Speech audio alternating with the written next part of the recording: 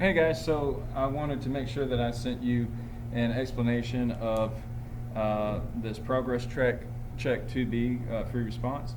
So here it is. You have the graphs of the function f and its derivative f prime are shown from -1 to 4.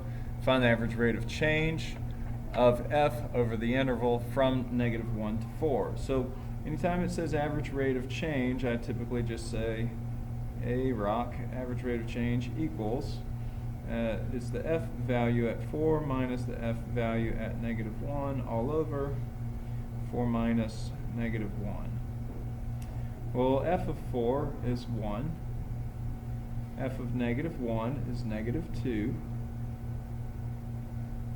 So it looks like to me that's going to be 3/5. Now the easier way to do that would probably just be to count from the -1, -2 up to 4, +1. So I could have just counted 1, 2, 3, 1, 2, 3, 4, 5. So 3/5. Now there's a second question that I kind of skipped over in class today, and that was unintentional. This says, for how many values x on this interval does the instantaneous rate of change equal the average rate of change? Well, the instantaneous rate of change is the derivative. Okay, so we're trying to find out when is the derivative, when is f prime equal to 3/5. It doesn't really say when is it, it actually says how many times does it happen. Well, when you just read the graph, 3/5 would be about, it's a little bit more than half, right? So it's about right here. So this line would be 3/5. And it looks like our derivative hits that line twice. So f prime equals 3 twice. And that'll be the answer for the second part of part A. All right, so part B says write an equation of the tangent line to the graph of f at x equals 1. Well, to write the equation of any line, we need a point. So our point is going to be 1 comma f of 1. F of 1 is 2.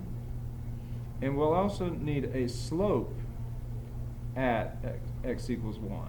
Well, the slope at x equals 1 is defined as f prime of 1. So basically, I just need to run over to f prime of 1 and get -2. And then we can write our equation of the tangent line. Y equals -2 is the slope, x minus 1, because 1 is the coordinate, or the x value of the coordinate, and then plus 2, and that's the y value of the coordinate.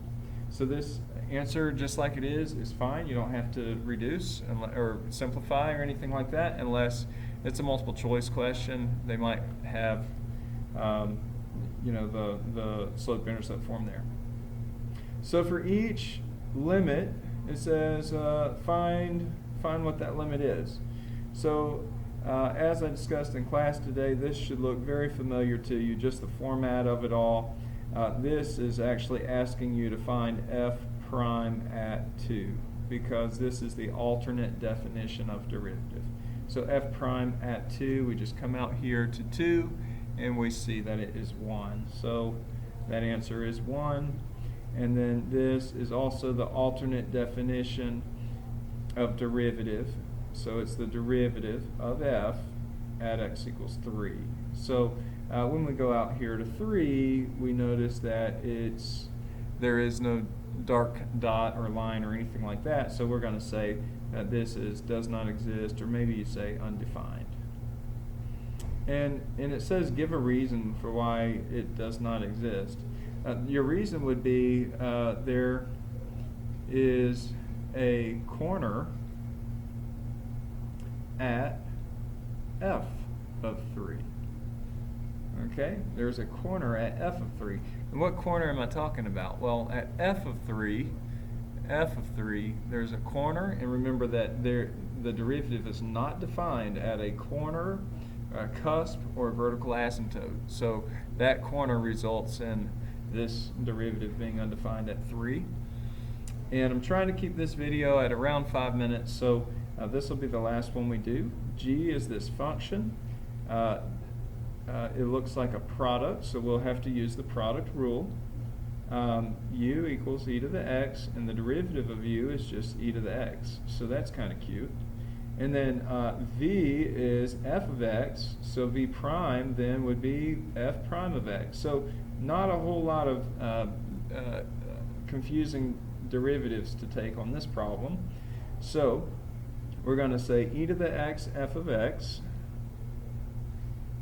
plus e to the x f prime of x. And it says to find the value at 0. So g of 0 is e to the 0, we'll write f of 0, plus e to the 0 f prime of 0.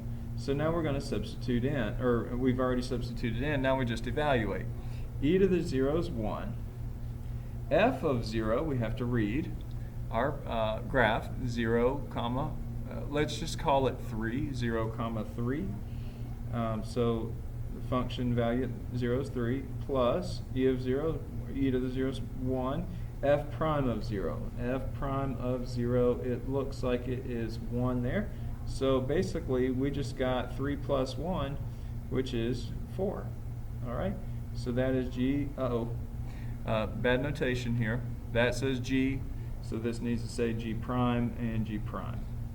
Okay? All right. So that's about all for the video, or for progress check 2B, that first question. And in the next recording, I'll get the next one.